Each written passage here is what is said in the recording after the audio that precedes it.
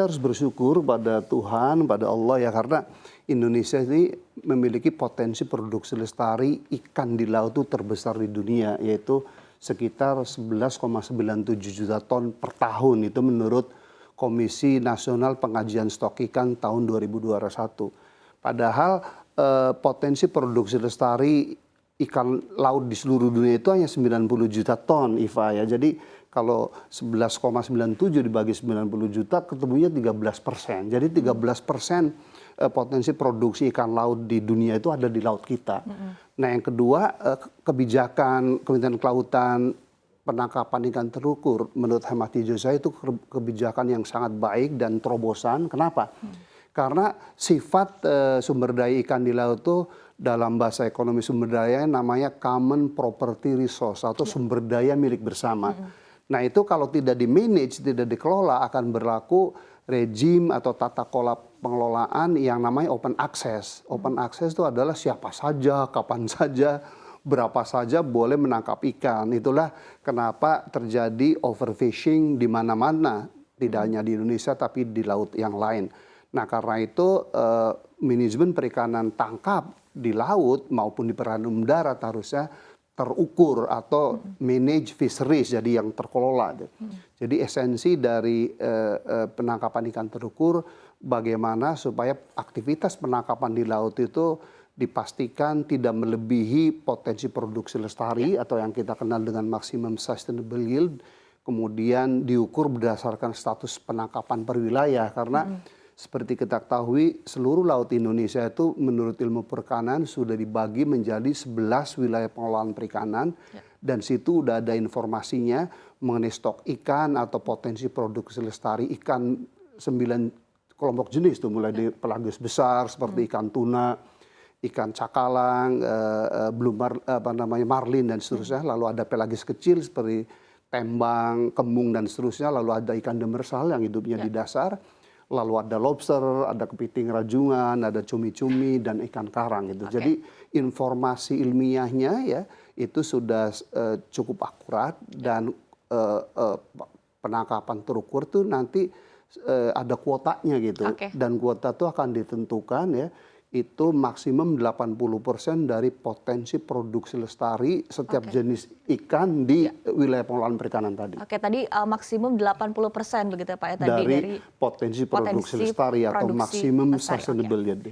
Baik. Tapi kalau kita lihat begitu ini kan kuotanya akan berbeda begitu Pak untuk pelaku usaha penangkap ikan, kemudian untuk masyarakat lokal dan juga untuk pendidikan. Nah ini mungkin yang kerap menjadi pertanyaan adalah khususnya nih Pak ya untuk kepada nelayan tradisional. Apakah nelayan tradisional juga akan masuk ke dalam kebijakan ini Pak?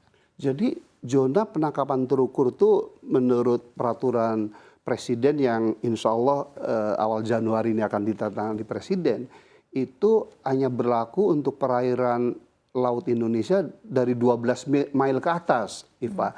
Jadi 12 mil sampai ke garis pantai itu hak eksklusif untuk nelayan tradisional kita. Jadi sekali lagi kuota penangkapan itu ada 3, kuota untuk industri, nelayan komersial, kemudian untuk nelayan lokal gitu ya. Kemudian yang ketiga adalah kuota untuk penangkapan ikan dengan tujuan non komersial seperti untuk penelitian, sport fishing atau wisata pancing dan seterusnya gitu. Jadi sekali lagi tidak perlu khawatir saudara-saudara nelayanku yang tradisional atau kecil karena sekali lagi zona penangkapan ikan terukur itu diberlakukan hanya dari 12 mile sampai ke 200 mile dan kemudian ada laut lepas yang kita punya hak karena kita menjadi anggota Regional Fisheries Management Organization gitu ya kayak Indian Ocean Tuna Commission, CCSBT, kemudian ada yang di Pasifik begitu.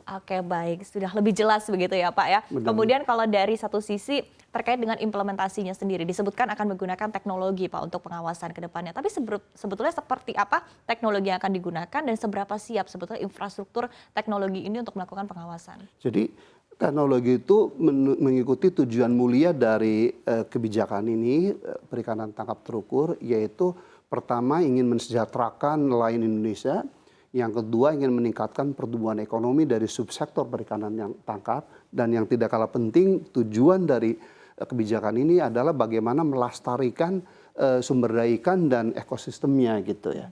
Nah karena itu tadi dibuat quota nggak boleh melebihi tingkat penangkapan itu lebih besar dari 80% potensi produksi lestari. Nah untuk memastikan si nelayan itu taat ya dan mematuhi peraturan itu, Kementerian Kelautan Perikanan sudah meningkatkan 2 jurus. Pertama adalah jurus public awareness, memberikan penyadaran, capacity building, nelayan lagi dididik nih oleh Kementerian Kelautan Perikanan supaya nelayan model dari kampung saya Cirebon yang tadinya hanya one day fishing, hanya 1 hari melaut, lagi dididik bagaimana supaya betah sebulan 2 bulan di laut. Kemudian teknologi penangkapannya pun lagi dilatih gitu ya, dan kapal ikannya juga lagi disiapkan dan perbankannya pun disiapkan. Jadi inti dari kebijakan ini yang diutamakan mendapatkan kuota, Iva, adalah nelayan Indonesia dulu. Baik nelayan lokal maupun nelayan dari daerah lain Indonesia gitu. Nah, kalau masih tersisa kuota itu baru di-offer atau ditawarkan kepada via casing. Dan via casing pun itu harus kerjasama dengan Indonesia. Dengan saham minority yaitu maksimum 49%. Ya. 51% lebih harus pengusaha Indonesia. Itulah yang memastikan bahwa benefit atau keuntungan dari kebijakan penangkapan ikan terukur itu untuk national interest, untuk kepentingan kita. Gitu. Oke.